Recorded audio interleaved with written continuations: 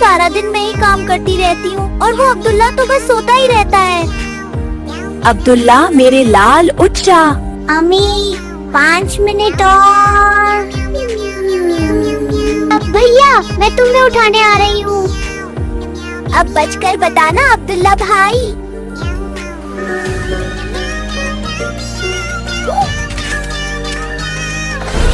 ये जरूर फातिमा का काम होगा।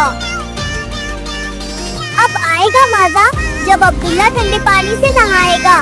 मुंह गिर गया और कपड़े भी खराब हो गए थे। मैं आपको बता रहा हूँ मॉम, ये सब फातिमा ने किया है। मेरे भाई को सर्दी ही लग रही है। फातिमा मैं तुम्हें नहीं छोड़ूंगा। दोस्तों आपको क्या लगता है, कहीं अब्दुल्ला बीमार तो नहीं हो जाएगा?